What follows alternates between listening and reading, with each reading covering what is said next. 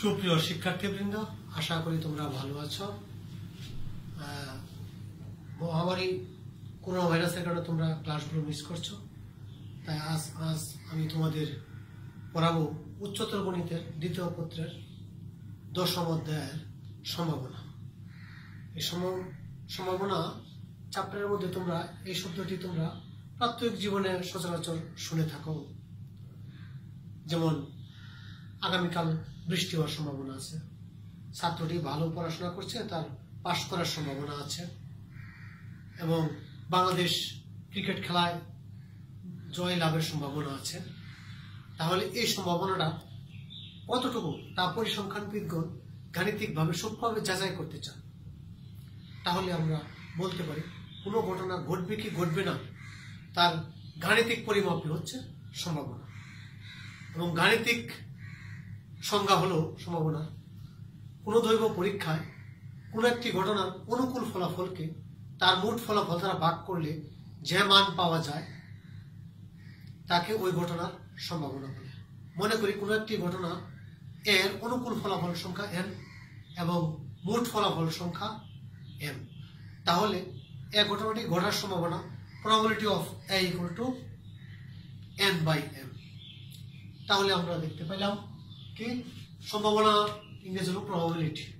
কোনো একটি ঘটনা এর অনুকূল ফলাফল সংখ্যা হলো n এবং মোট ফলাফল সংখ্যা হলো m, তাহলে এই ঘটনাটি ঘটার সম্ভাবনা হলো probability of a equal to এই ঘটনার অনুকূল ফলাফল সংখ্যা বাই মোট ফলাফল সংখ্যা, অর্থাৎ probability of a equal to n/m। এটাকে বলা হয় probability of a।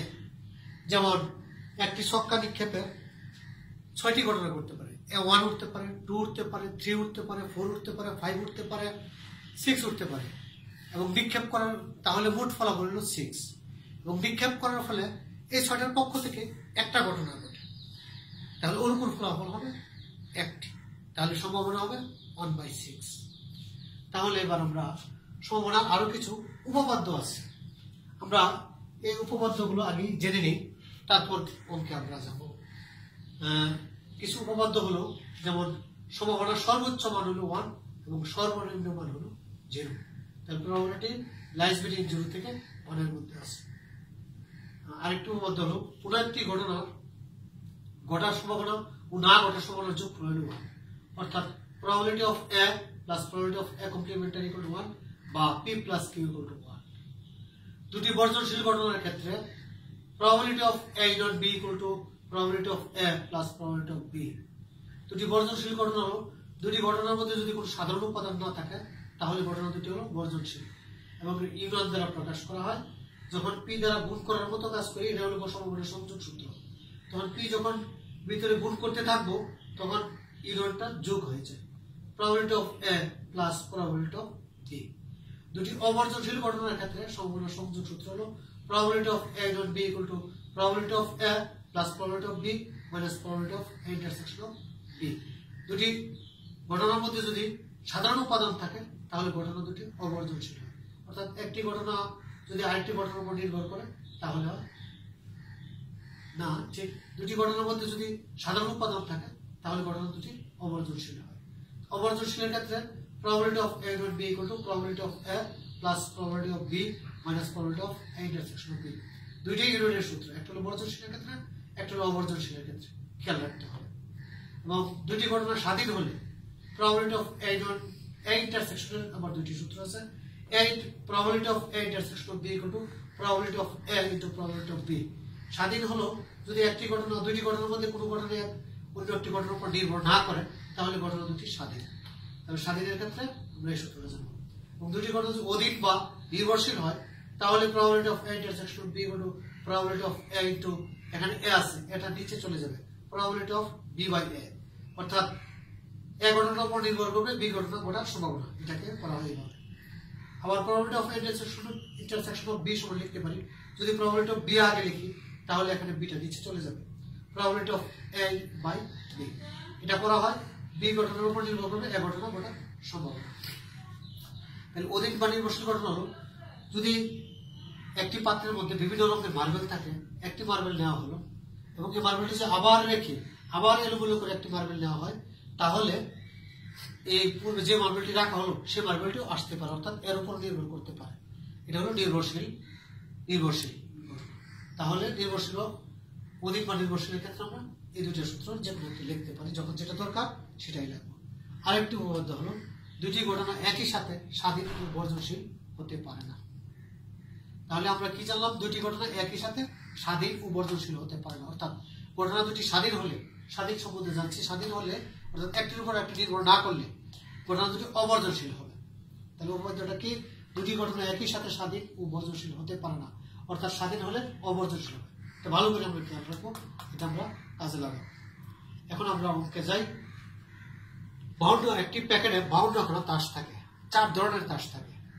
এক এক ধরনের তাস 13টি করে আছে, তাহলে 4 13 52টি। এই 13টির মধ্যে একটি এ আছে, আর অন্য জাতের 13টির মধ্যে এ আছে, অন্য জাতের 13টির মধ্যে একটি এ আছে, অন্য জাতের মধ্যে 4 ধরনের 4টি এ আছে। এ তাসগুলোকে বলা হয় টেক্কা তাস। 52খানা তাসের প্যাকেটে 4টি টেক্কা থাকে। একটি তাস টানলে, যেমন খুশি টানলে, তাসটি টেক্কা হওয়ার সম্ভাবনা কত যদি বলে? তাহলে 52খানা তাসের প্যাকেটে 4টি টেক্কা আছে, সুতরাং নিরপেক্ষভাবে যে কোনো একখানা তাস টেনে টেক্কা পাওয়ার সম্ভাবনা হলো অনুকূল ফলাফল বা মোট ফলাফলের সম্ভাবনা। 4টা টেক্কা থেকে একটি টাকা নির্বাচন করা যায় 4C1। আমরা সমাবেশ কম্বিনেশন শিখছি। 4C1 হলো অনুকূল ফলাফল। 4টা টাকা থেকে একটি টাকা নেওয়া হয় এভাবে, এবং মোট ফলাফল বের করতে হলে আমরা এভাবে নির্বাচন করবো। 52খানা তার সাথে একটি তাস টানা হবে, তাহলে এটা হবে মোট ফলাফল। তাহলে 4C1 কে বাংলা হবে 4, 52C1 কে বাংলা হবে 52, তাহলে কাটাকাটি করলে হবে 1/3। আর যদি আরো বলা হয় যে টেক্কা না পাওয়ার সম্ভাবনা কত টানলে, তাহলে আমরা টেক্কা পাওয়ার সম্ভাবনা জানছি, আমরা একটা সূত্র জানি, কোন একটি ঘটনা ঘটার সম্ভাবনা না ঘটার সম্ভাবনার যোগফল হলো 1। তাহলে একটি টেক্কা পাওয়ার সম্ভাবনা যোগ টেক্কা না পাওয়ার সম্ভাবনার যোগফল হলো 1। অতএব টেক্কা না পাওয়ার সম্ভাবনা হলো 1 মাইনাস টেক্কা পাওয়ার সম্ভাবনা। এই যে এখানে লিখছি, টেক্কা না পাওয়ার সম্ভাবনা হলো 1 মাইনাস টেক্কা পাওয়ার সম্ভাবনাটা বিয়োগ করে দিলাম। এই যোগফল থেকে একটা ওই পাশে চলে যায়, যেমন এত আসে, এটা হলো উত্তর, টেক্কা না পাওয়ার সম্ভাবনা। তাহলে টেক্কা না পাওয়ার সম্ভাবনা বললে আমরা টেক্কা পাওয়ার সম্ভাবনা আমরা বের করবো। আরেকটি অঙ্ক আছে, একটি বাক্সে লাল বল আছে 5টি আর সাদা বল আছে 10টি। বলছে দুটি বল টানলে একটি পাত্র থেকে, একটি বাক্স থেকে, দুটি বলই একই রঙের হওয়ার সম্ভাবনা কত এবং ভিন্ন রঙের হওয়ার সম্ভাবনা কত? দুইটা প্রশ্ন করা হয় এবং পরীক্ষায় অনেক আসে। তাহলে আমরা মনে করবো একটি বাক্সে লাল বল আছে 5টি এবং সাদা বল আছে 10টি। এটা উদাহরণের অঙ্কটি, তোমাদের বইয়ের উদাহরণের অঙ্কটি আছে, আমি একটু সহজ করে করছি। বাক্সে মোট বল আছে, আমরা বের করবো 15টি। দুইটি ভিন্ন রঙের মার্বেল হওয়ার সম্ভাবনা হলো প্রবাবিলিটি অফ একটি মার্বেল লাল ও একটি মার্বেল সাদা। উ থাকলে ইন্টু হয়, কমা দিলেও চলে, গুণ হয়। তাহলে একটি বল লাল একটি বল সাদা হলে ভিন্ন রঙের হবে, দুইটা বল টানা হবে বাক্স থেকে। তাহলে মোট আমরা বাছাই করবো, মোট ফলাফল বের করবো, 15টি আছে মোট, এর থেকে দুইটা টানা হবে, দুইবার দুইটা টানা, দুইটাই ভিন্ন রঙের হলে 5টা আছে লাল রঙের, 5টা থেকে একটা, ইন্টু উ থাকলে ইন্টু হবে, এবং 10টা সাদা থেকে একটা। এই দুইটা বল টানলে আমরা হিসাব করি, যদি 1 থাকলে 5ই হয়, 10 হবে, এটাকে বাংলা হবে 105, কাটাকাটি করলে হবে 21, অর্থাৎ 10/21। আবার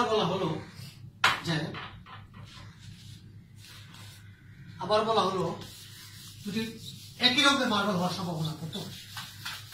দুটি একই রঙের মার্বেল হওয়ার সম্ভাবনা, একটি বালক যেমন খুশি টানলে দুটি একই রঙের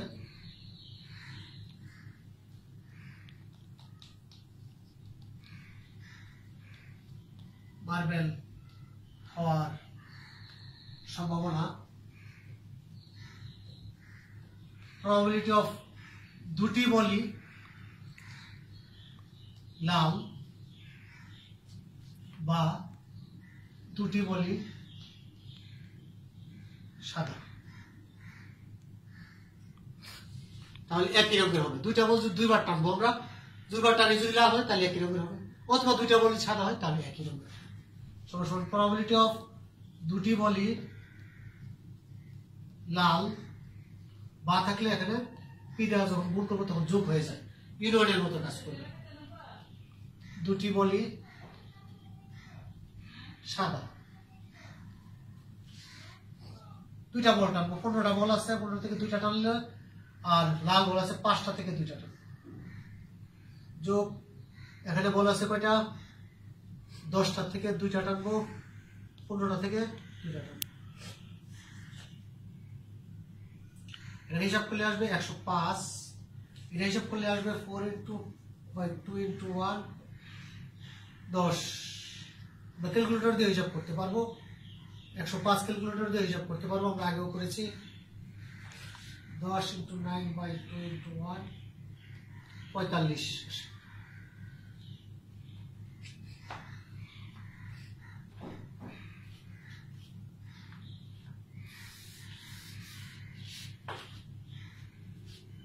লসাগু যদি করি 105, এখানে কত আসে?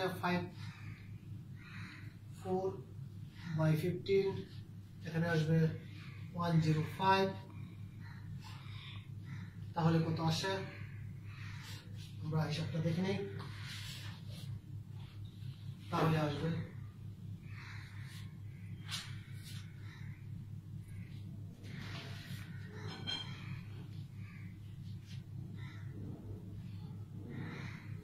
কত আসে? 10 যোগ 45 বাই, এটা ক্যালকুলেশন করলেই হবে।